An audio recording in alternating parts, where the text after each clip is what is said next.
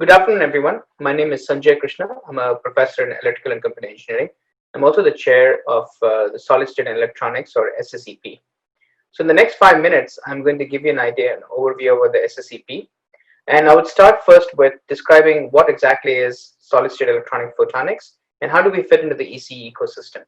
So electrical and computer engineering, as you know, is a very broad discipline that goes all the way from atoms to systems.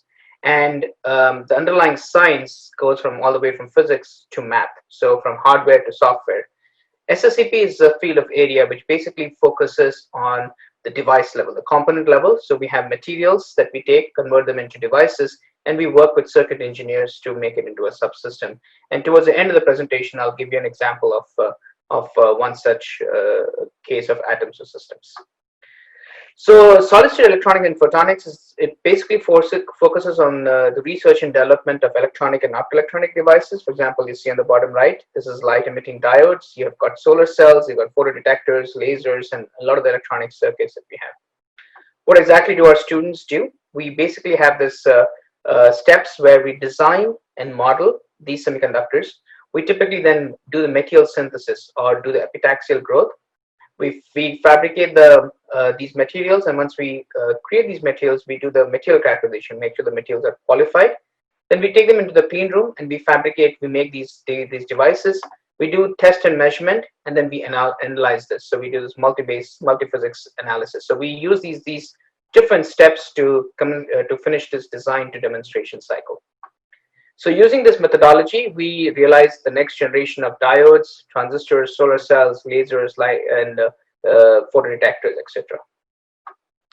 So in terms of faculty and research areas, we are one of the largest areas in the ECE department and a very strong, well-recognized, internationally renowned expert set of faculty. Some of the broad themes that we focus on, again, we focus on the students and we focus on the science in the university. We have a very strong program on wide bandgap, ultra-wide bandgap electronics.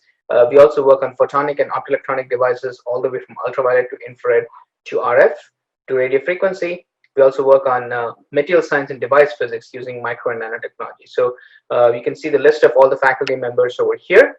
And on the next slide, it shows you some of the research labs. Each of us has research labs. But one of the things that we also do is we have common facilities. So for example, we have I do molecular beam epitaxy, and we have our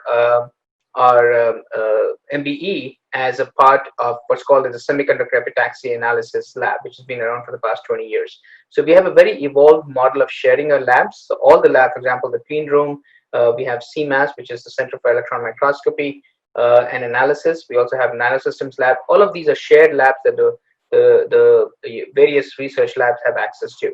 And this shows you some of the pictures of various research groups. So we also are a very collaborative group of faculty, and we use each other's labs to do collaborative experiments. In terms of the curriculum and courses, I know this is an eye chart, but it shows you that our basic course is 30-30. That's our junior level course. And we also, so we basically straddle the course between the electronic devices and also the electromagnetics, because we work with electronic and optoelectronic devices. And we also have 5,000 level classes and then 6,000 level classes. And those of you interested in this, I'm happy to walk you through each of this. For example, I'm teaching a course on infradetectors and system, which is a specialized course on design of these infradetectors. One example of this atoms to systems. So you all have heard about Google's driverless car. And so what are the basic technologies, subsystems that talks about this? So if you think of the car as system of systems, one of the systems that is basically the eyes of the self-driving car is called LiDAR. It's light detection and ranging. And so this just shows you a cartoon schematic. And if you look at a car, this basically has the LiDAR system on the top. And the LiDAR market is a huge market. It's growing at close to $10 billion.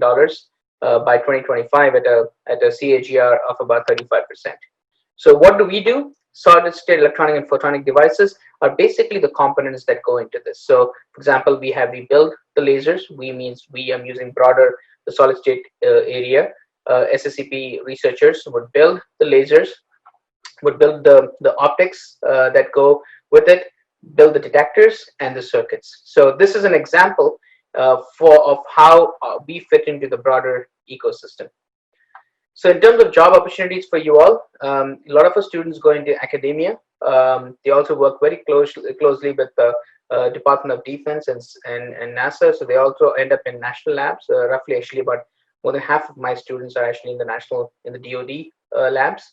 A lot of the industry and students in the either the Silicon Valley or the coast, we work with microelectronics, optoelectronics, and then communications. A lot of the and then also a lot of students are encouraged to start their own companies. So I teach a course on entrepreneurship for engineers, and the whole idea is that as we build not just Ohio State, but also the state of Ohio is being involved with the whole economic development. So that when you graduate, you actually go towards working very closely with faculty and industry to again start your own company. So you can take the science to eventually a technology.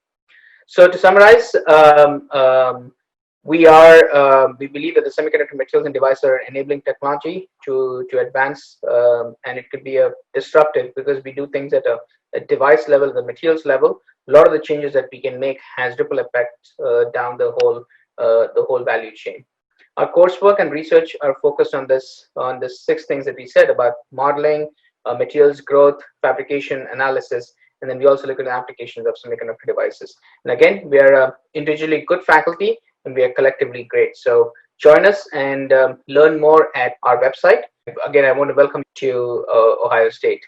And Hello, I'm Professor Agarwal.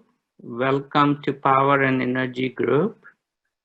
We have 5 faculty members as you see here. You will hear from some of us in this video.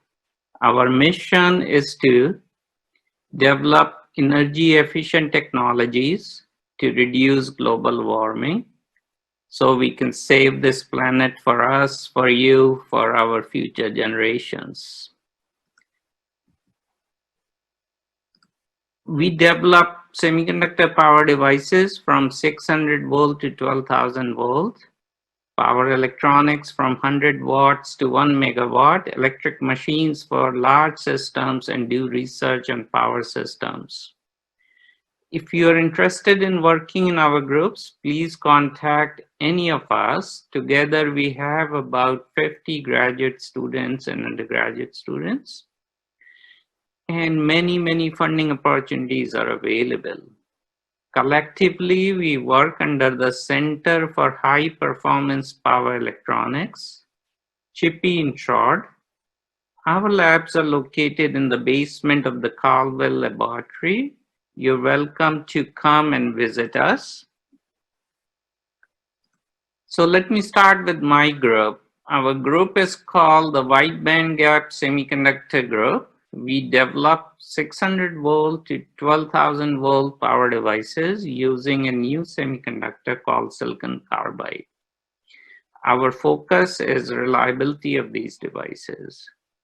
We work with many semiconductor manufacturing companies around the world. Right now, we have 6 PhD students, 2 postdocs, 1 master's student, and 1 undergrad student at this time. The group will certainly expand in future. I also offer 2 graduate level courses in silicon and silicon carbide power devices. Here you can see the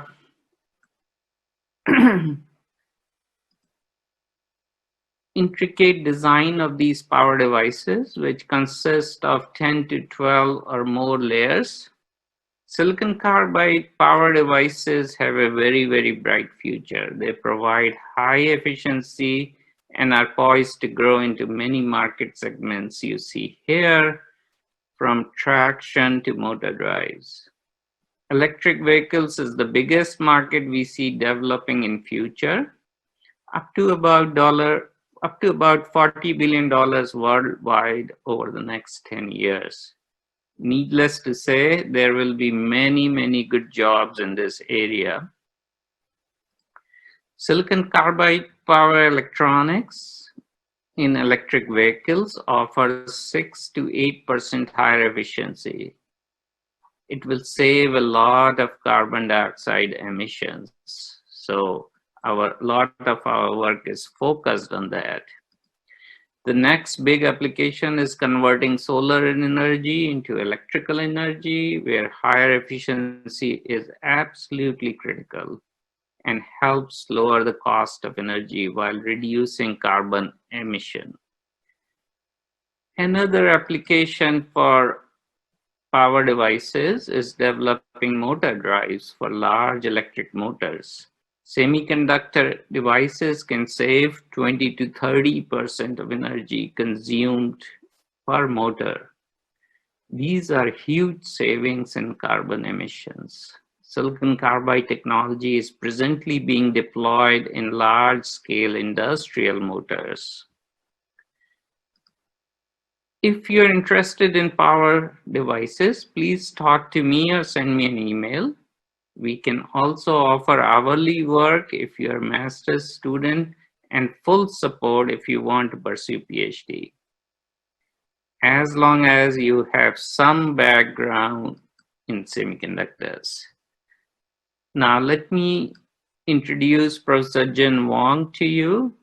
Professor Jin Wong works on all the applications I described so far. Working in his lab is very rewarding as you can build real systems for electric vehicles, motor drives, solar converters, and control of the grid, and so on. He has more than 25 students in his lab, and he welcomes new students all the time. Here you can see many different research projects from very low power to very high power. Most importantly, Professor Wong has many government and industry supporters. He's one of the top 5 professors in the world in power electronics. Please reach out to him. Now I will hand off to Professor Julia Zhang and then Professor Mahesh Lindala, who will speak on his grid research. Again, I want to welcome you all at OSU and encourage you to check us out. Best wishes to you for a bright future. And here is Professor Julia Zhang. Thank you so much. Hi everyone, welcome to graduate school. My name is Julia Zhang. I'm assistant professor. I work on electric machines and drive system.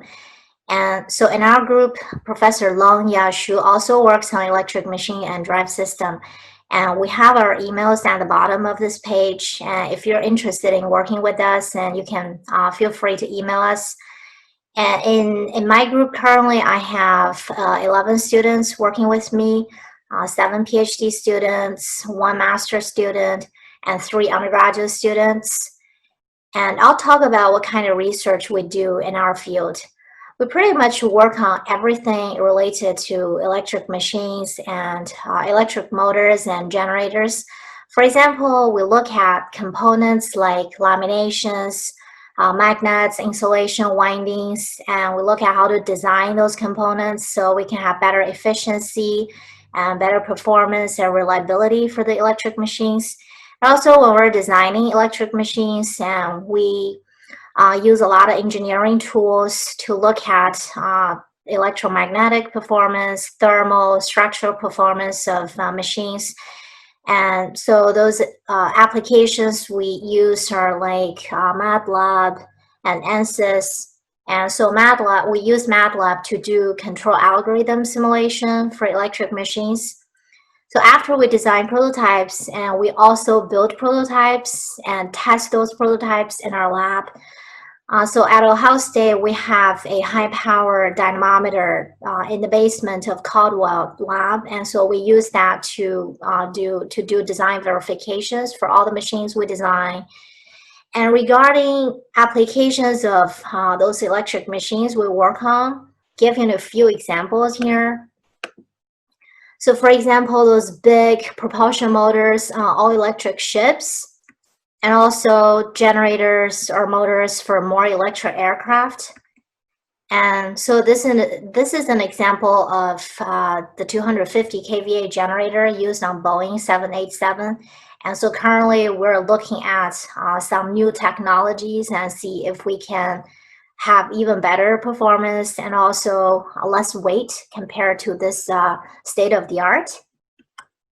And this is a very popular application. So electric machines for hybrid electric vehicles. And we have a lot of projects going on and collaborations going on with companies like General Motors and Ford Motor Company and Fiat Chrysler. And next application is to use electric machines for wind power generation. And we'll also look at machine design and control for wind turbine generators. And so again, I have our emails listed here. If you're interested in working with us, and feel free to email us. Hello, my name is Mahesh Elindala. My research is focused on power systems. Today, I'm going to give you a glimpse of the activities carried out in my research group. We did the modeling and analysis of various kinds of distributed energy resources, also known as DERs, installed at the CERTS microgrid testbed located in AEP Dolan Technology Center in Groveport, Ohio. It is a unique testbed and the foremost to report on the DER survivability and their system integration issues. The lessons learned from CERTS microgrid studies helped us in analyzing microgrids for various other applications, including residential, commercial, industrial, campus, and military microgrids. Planning and design of microgrids is influenced by factors such as geographical location, regional climate, energy resource availability, as well as the local laws and regulations. This work shows the results from planning studies for the development of microgrids in 10 representative states in the United States. In case there is a large and fluctuating load that needs to be supplied power from several small-scale distributed generators, we would need energy storage such as batteries to cover the energy gap between each source and the load. We carried out detailed studies and found that the battery aging is not uniform everywhere in the system. That led us to proposing several approaches for balancing the battery aging in the system. Such solutions, as shown here, provide several advantages to managing and servicing of the fleet battery electric vehicles. Welcome, and thank you for your interest in education and research in control and signal processing in the Department of Electrical Engineering at Ohio State University. Engineering, of course, is about the application of science and mathematics for the design and analysis of challenges facing commerce and society as a whole. Within engineering, I often think of systems area as being those subfields that focus more on that applied math than the applied science. So I'll share with you today a brief overview of research and education in control and signal processing. So control theory concerns the regulation of dynamical behavior in machines, cyber-physical systems, biological systems, and even engineered human interactions. And in all of these, feedback is what's central to control. And it's illustrated in a simplistic way in the cartoon on this chart. Some system, some cyber-physical behavior is in the far right, and we observe that output, we observe that behavior, we sense that behavior, and then use that measured output to design new inputs to modify or regulate the overall system behavior. In our department, active research programs in control are addressing a variety of problems, including some of these shown here. Nonlinear robust control is used to study hypersonic air vehicles, as well as automotive applications. We study the analysis and regulation of social networks and use stochastic games to invent new ways to regulate energy markets, making them more responsive to society's needs and more efficient in the generation and distribution of energy. We even use feedback control as an intervention tool in promoting human mental health. Signal processing is a subfield focusing on issues regarding the efficient acquisition, analysis, modification, synthesis, and storage of both analog and digital signals. And signals are all around us every day. Current research in signal processing within our department include a variety of biosensors for human health, both the design analysis and fabrication of the sensors themselves, as well as new algorithms and artificial intelligence to bring smarts right down to the sensor and personalize human healthcare. We're also involved in signal processing for 5G wireless, for radar as a remote sensing tool, for machine learning, both expanding the set of tools that are available across a variety of applications and in bringing those tools to specific applications, such as magnetic resonance imaging, shown on the bottom right. Magnetic resonance imaging provides a non-invasive way to monitor the human heart as it beats in real time. Heart disease is the leading cause of death in the US, and MRI provides a comprehensive and non-invasive assessment of both the tissue structure of the heart and the dynamics of blood flow. That's shown here in a rendering of a 3D image of the tissue of the heart versus time.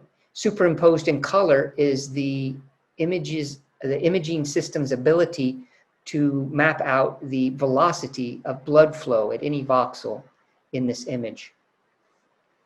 Through using control and signal processing tools of modeling, estimation, detection, machine learning, and optimization tools, researchers at Ohio State have made this kind of imaging over 30 times faster than what was previously possible. There are 11 faculty members in our department working with students doing research in control and signal processing. Those faculty members and their areas of interest are listed here. I encourage you to navigate to their web pages through our department web pages and learn more about the research in each of these groups. Our students over the last several years have taken jobs in industry, government labs, and universities across the US and around the world. I invite you to visit our web pages to learn more about the research and coursework for our graduate students in these exciting areas.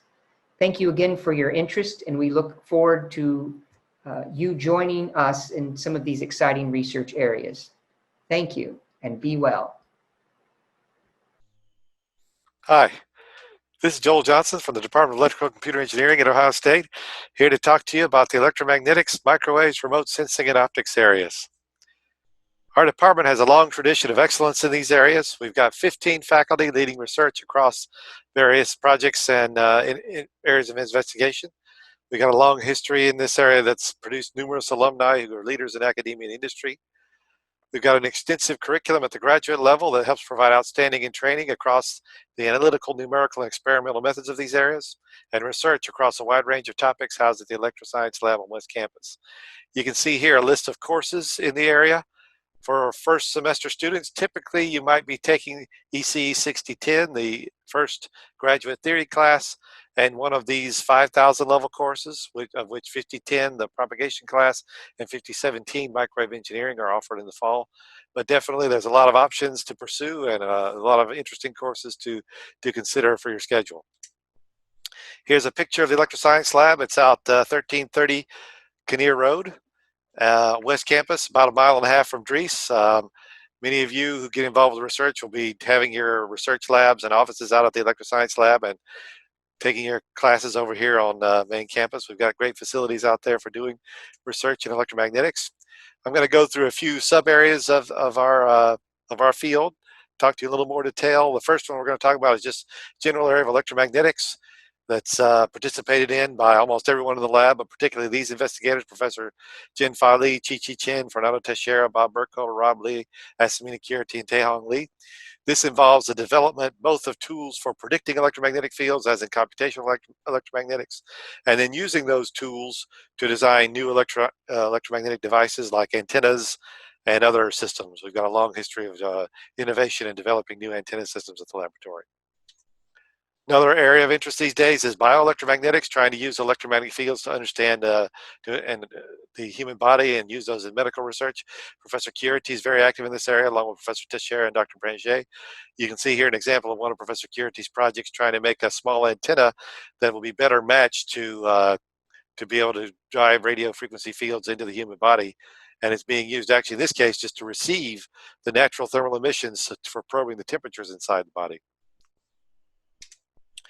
Another area of interest of the lab is terahertz and millimeter wave sensing, spectrometry, and imaging.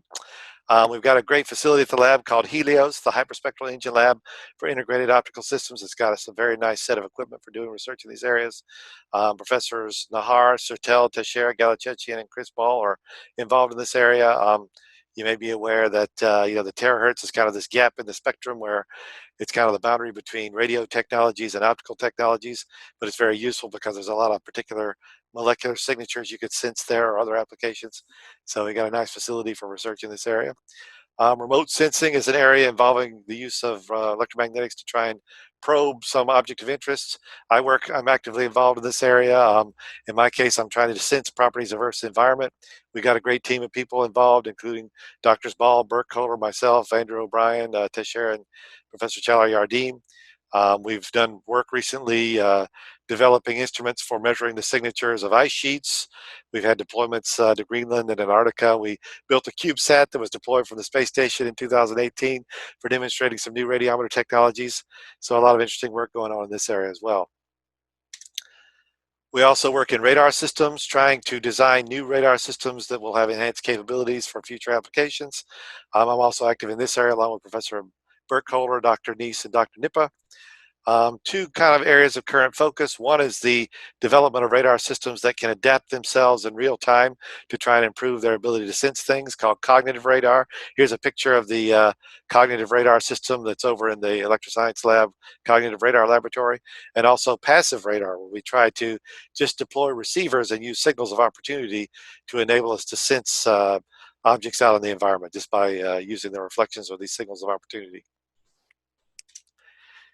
We also have a very active position navigation and timing group at the lab led by Professor G.D. Gupta and Dr. O'Brien. I'm involved with this as a group as well a little bit. One of the main applications of this group is trying to improve global navigation satellite system receivers so that they can deal with the effects of multipath interference as well as jamming. And you can see here an adaptive antenna array that was built for that purpose. And also we've got some research these days using the reflections of GNSS signals off of the Earth to try and do Earth remote sensing. So this image here is an image acquired by measuring the specular reflections of GPS transmissions off Earth's surface.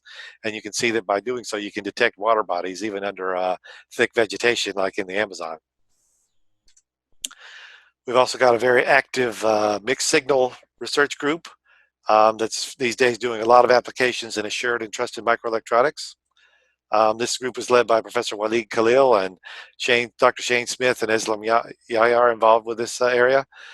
They do a lot of work building ICs and demonstrating new applications there, both on the analog side and the digital side, D to A's, A to D's, and other various transceiver components, as well as a lot of work to develop systems for verifying the amount of trust we should put in our electronics to make sure there's no deleterious things going on down at the circuit level of these devices that we may acquire from elsewhere.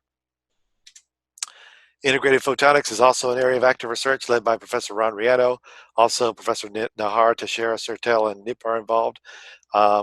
Professor Riano's done a lot of work with integrating various nonlinear components into silicon, particularly focused on modulators and other similar types of devices.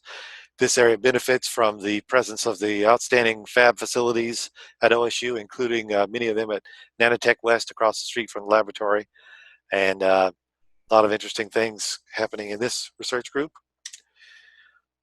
We also benefit from the outstanding facilities we have at the lab for measuring RF systems, in particular the warehouse size compact range facility that's operable from 200 megahertz up to 110 gigahertz. This is a great facility to have access to, and it's not unusual for students in their graduate studies to design some new RF system, build it, take it into the range to test it, and demonstrate that their design that they had worked and advance the state of the art in the microwave RF discipline. Professor Galachechian is also involved with fabricating new kinds of systems. In his case, that often involve the use of microelectronic machines, MEMS type systems. And in doing so, you can make reconfigurable RF devices. And you can see some examples of that here in terms of using phase change materials or other MEMS type components. You can see one of Professor Galachechian's 3D printed antennas here. And also he has some work going on reflect arrays. It's been having some nice results lately. And also a little bit more on medical sensing and imaging. Again, Professor Curati is very involved in this area, along with several others at the lab. Professor Curati, in addition to making RF devices for probing within the body, also makes devices for monitoring the body, for monitoring the motions of people and other wearable sort of technologies for patient monitoring. And also the lab has a lot of activity in medical imaging, including terahertz imaging, as is shown here, from using the outstanding facilities of the Helios lab. I should point out also that we benefit a lot in medical work because of the OSU's medical school, which is very involved in research and very active in partnering with us in many of our research efforts. So that's just a quick overview of some of the sub areas, and I hope you're interested in pursuing any of these topics. I'd be happy to talk with you in more detail to learn more about your interests and help point you to courses that might be applicable to your areas of interest. Thank you very much. Hello everyone, welcome to the ECE Open House for the academic year 2020-2021. My name is Ayman Faid. I'm a professor here in the Electrical and Computer Engineering Department at Ohio State University. And I will be talking to you about the many cool things that we do in the analog, mixed signal, RF, and power integrated circuits group. The collective scope and mission of our group is really very simple. It is to develop, design, and integrate circuits for a multitude of applications that include communication, computational signal processing, and power conversion systems. The outcome of our research is typically power efficient circuit and system solutions that offer one or a combination of the following metrics, either higher performance, lower cost, smaller footprint, and or secured operation. We strive to accomplish such an outcome through a combination of either new circuit topologies, inherently new circuit topologies, or building existing circuits or even new circuits in new device technologies. So these are the two things that we do in order for us to accomplish our goals. And our research spans numerous classes and types of circuits, including analog circuits, digital circuits, RF and microwave circuits, and power management integrated circuits. Our group has multiple faculty members working on different aspects of the things that we just discussed. Myself, my name is Ayman Faid, and I am working in the Power Management Research Lab. Some of our faculty members, including myself, like to assign certain names to their research work. Some choose to simply leave it blank. But in the next few slides, I will be going over a select number of these research labs that we have in the group and discuss with you a little bit what type of work that is being done in these labs. The first lab that we will cover today is the Power Management Research Lab, which is directed by myself. And in case you wonder what power management is, any electronic device ultimately needs to be powered, needs to have a power supply or multiple power supplies to operate properly, and that usually involves the design of what we call power converters or power regulators, and these are responsible for converting or delivering power from an unregulated energy source, such as a battery or energy harvested from the environment, and deliver that power in a regulated fashion to an electronic device.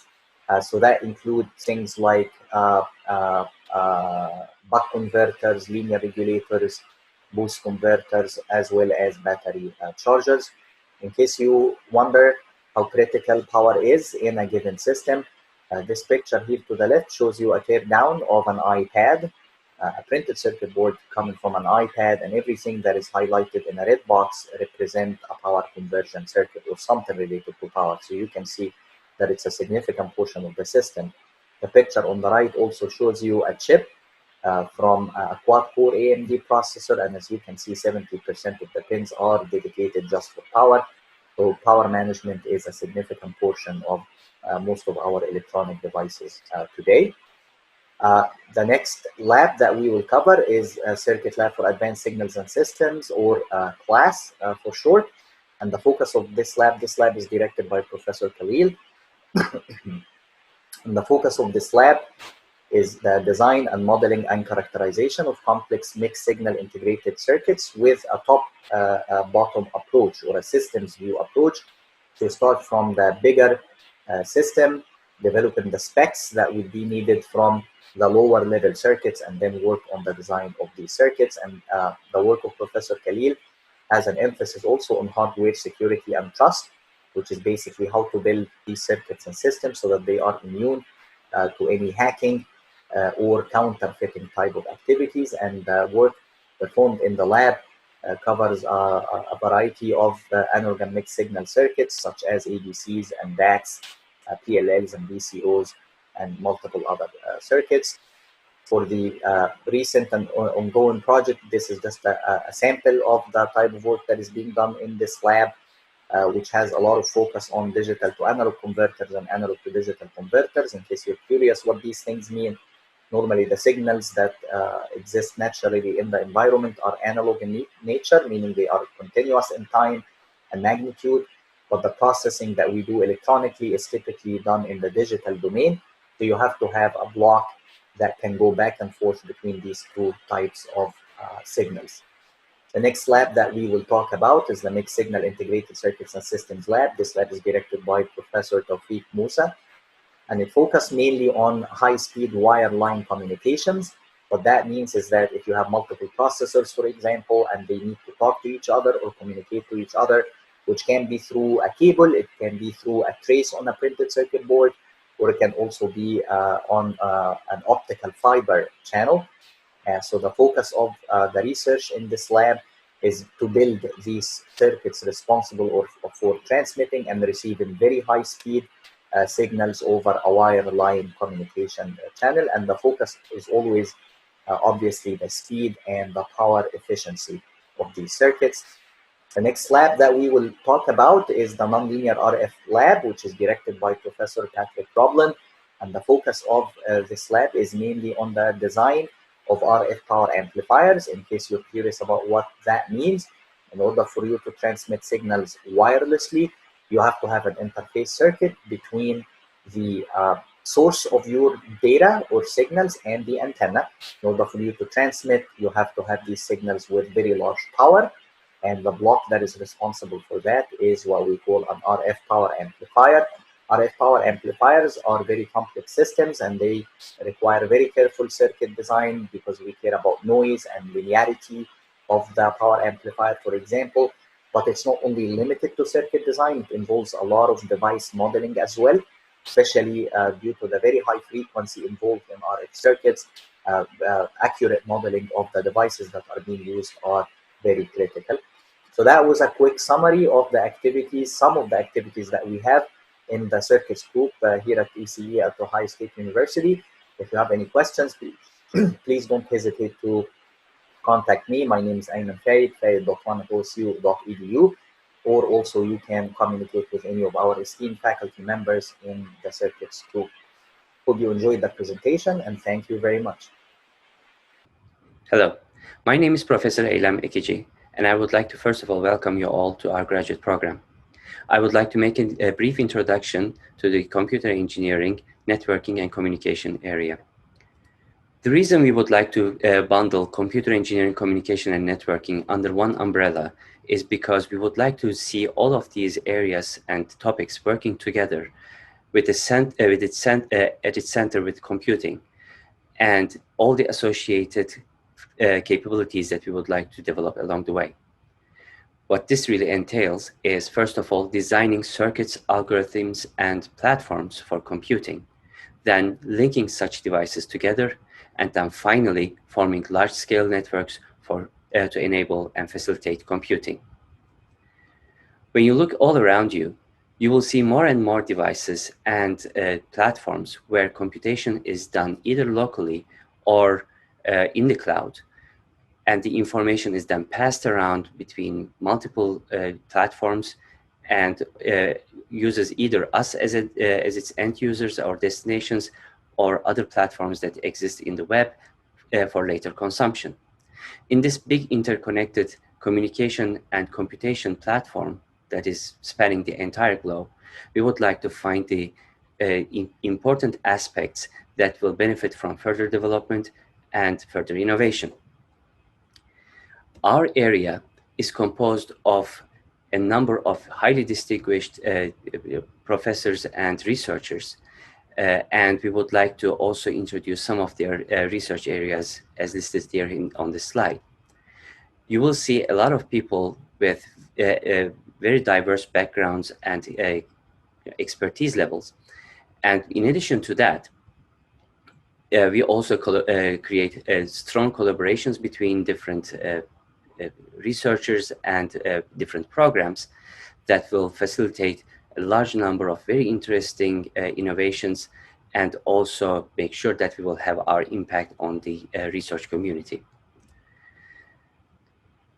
I would like to first of all start with what you can do in terms of the computation platforms. And with these platforms, we have to start really at the bottom level. So VLSI design, power management, and computer architectures, as well as memory management, are the foundational systems that will go into the basic platforms that will do basic computing at very high efficiency. Then we also facilitate embedded systems that will do computations on either very small platforms with small capabilities on the fly in devices where the data is generated, or we do those computations at a much higher efficiency. Then we also look at high performance computing platforms where individual components are working on very complex computation tasks collaboratively. In addition to that, you may have heard about machine learning systems where you extract information out of available data and perform further tasks based on the observed relationships. So this is one of the more crucial aspects that have come to fruition over the last 5 to 10 years. Although its foundations can be traced back several tens of years, they have only been viably useful for everyday use with the increased capabilities of computing platforms. We also look at real-time systems that react to the environment in real time and do the computations accordingly. One level further up, you also look at cloud and fog computing, where some of the computation is done in local platforms, and some of the computations are delegated to cloud platforms or closer to the edges. Then we look at our capabilities that will link different computation platforms to each other directly. For that, we will be using wireless communication, which is the foundation of communication between devices that are not connected to each other through wires. More general, we look at information theory that establishes bounds on the theoretically achievable communication capabilities. Then we look at modulation and coding schemes so that we can regulate flow of information as a bit stream. And more and more importantly, we also look at security at various levels. So this can start at both communication and wireless communication or wired communication, and it can span all the way up to network level. To do the point-to-point communication in an efficient and secure manner, you can look at various modalities of communication, and more importantly on wireless communication. Here, we can look at various ways of wireless communication, such as MIMO systems, millimeter wave and terahertz systems, and full duplex wireless systems, which are all under our expertise levels that we perform research on all the time. Cooperative communication and dynamic spectrum access mechanisms allow us to do a lot of communication attempts in a most efficient way. And we also look to increase our communication bandwidth through optical communication or fiber optics. And in various environments, such as underwater systems, we also look at acoustic communication, where communication can only be performed in a non-wired manner through acoustic waves. So all these different modalities of communication are used to link different computing platforms to each other in a direct manner. One level up, we will look at networks of such systems, where we consider computer networks, where computers are linked to each other either through wired or wireless means. 5G plus networks, where you have a cellular infrastructure and you communicate between different points through wireless last hop. Internet of Things and machine-to-machine communication systems are also gaining a lot of importance in today's environment, and I'm sure that you are all exposed to IoT devices, at least in your own daily lives. And another important topic is vehicle-to-vehicle, vehicle-to-infrastructure, or as it is usually referred to as V2X communication systems, where vehicles communicate and exchange information between each other so that they can facilitate autonomous driving system in a collaborative manner. Other types of communication networks include cognitive radio networks, where individual wireless communication devices do not only operate in their designated wireless communication bands, but also opportunistically access different bands where they do not hold licenses, which is an innovative way of increasing the utilization of wireless systems. In addition to that, obviously, there are satellite networks, which are, again, starting to gain traction, and there are several active projects in our departments on these as well. Similarly, optical networks are also at the forefront of high-speed communication systems where wired connections are possible. Resource management schemes are at the heart of most of our work that are being conducted at Ohio State University. Similarly, scheduling is a part of this, and again, we have several experts in this area. Finally, we do a lot of research on social networking so that we can trace information's flow across all of these different platforms and humans. In addition to all these topics, you will see that there will be a number of courses specifically focusing on cybersecurity systems as well, which will be coming online as soon as spring of 2021. So in a nutshell, this is a brief overview of the area of computer engineering, communication, and networking. And again, I welcome you to all to our department. Should you have any questions, please do not hesitate to contact either of our area members, or you can communicate with me directly. Looking forward to meeting you all, and have a nice day.